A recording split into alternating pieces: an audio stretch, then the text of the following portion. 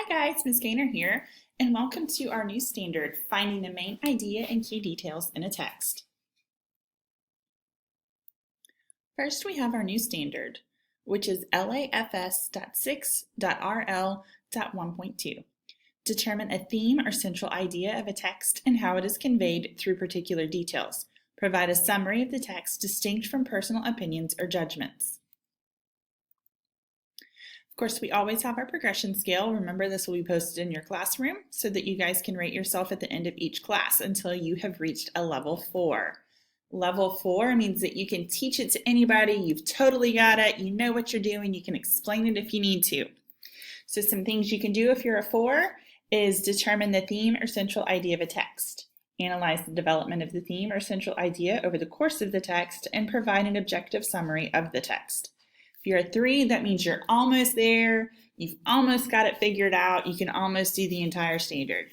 And that means you can determine the theme or central idea of a text, determine how the central idea is conveyed through details, and provide a summary of the text without my opinion or judgment.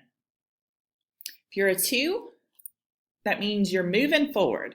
You're kind of getting it, but you're just not quite there yet.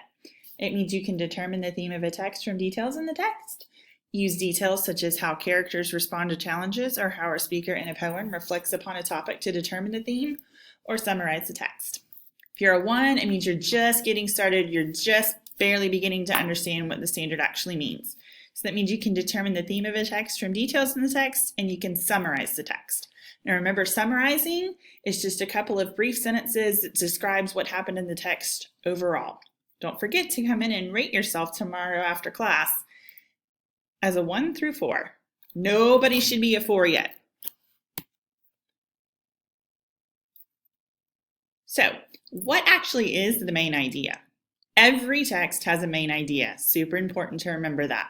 The main idea is what the text is mostly about, the most important part of a text, and it may be the lesson learned or a moral of a text.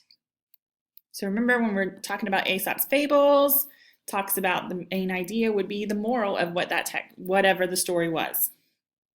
So how do I find the main idea of a text? Well, here's a few tips and clues to help you figure it out. First, you want to ask yourself, what is the text mostly about?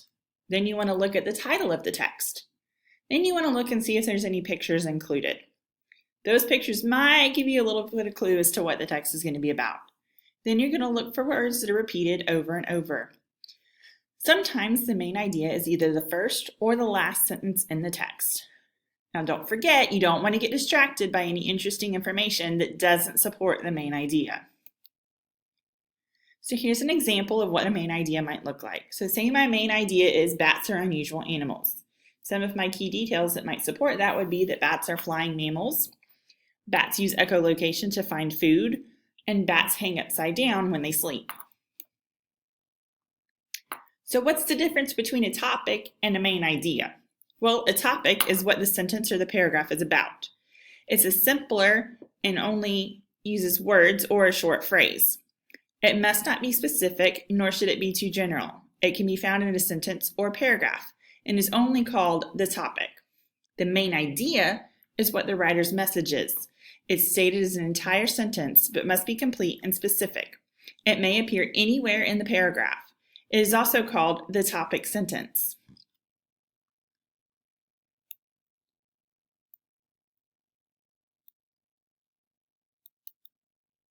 So let's practice with the main idea for a bit. The topic of this paragraph is antique shopping. What do you think the author is trying to tell us about antique shopping? Take a few minutes, read over this, reread it if you need to until you fully understand it before you move on to the next slide.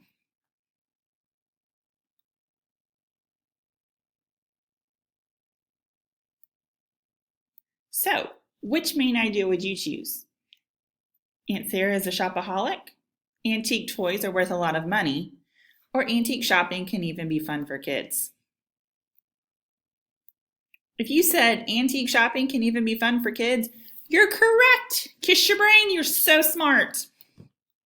You're totally getting this. So remember, the main idea was antique shopping can even be fun for kids. All of the sentences that we found to support that idea are called the supporting or key details. Well, what are the key details of a text? Details are sentences that tell more about, describe, or explain the idea. The supporting details make the main idea stronger. So if I were to write a paragraph that had a main idea and key details, I would say, okay, here's my main idea. Here's 3 facts that completely support what I'm saying. So let's take a look at another paragraph and see if we can practice a little bit more, figure out what the topic is, what the main idea is, and what the key details are. Pause this video for just a few minutes, read it, figure out what those 3 things are, and then move on to the next part. What do you think the topic of that paragraph was? If you said bedtime or change in bedtime, you were correct. Good job. Now that we know what the topic is, it shouldn't be hard to come up with the main idea. What's the author trying to say about his bedtime? If you said the author is old enough to have a change in his bedtime, you're correct. Great job, guys. Now remember, your words don't have to be exactly the same, but the general idea should match. What do you think we call these sentences that are listed in bold in the paragraph? Same paragraph you guys just read. Take a minute, look it over, think about it, pause the video if you need to.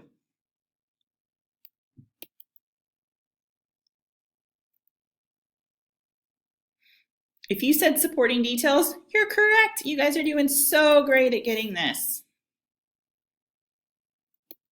So just a few things to wrap this lesson up. It's important to know how to identify the main idea and key details in a text, because without it, the things that we read and write would not make sense. Can you imagine having to read a paragraph and they're just thoughts on a page? There's nothing that's even coherent about it. It doesn't have anything in order. That's kind of hard to read, right? So you want to make sure you have your main idea and your key details when you're writing something, when you're developing what you're writing. So you're going to need to be able to include the main idea and key details in your writing. Supporting or key details will need to be included in your writing from now on. Don't forget, I'm going to be looking for that in the papers that you guys write for the rest of the year. Okay, guys, that's the end of our lesson. I look forward to seeing you tomorrow. Don't forget to take the quick little quiz at the end so that I can see where you guys need to be in your groups tomorrow. If you have any questions, we'll talk about this again in small group. Have a great night.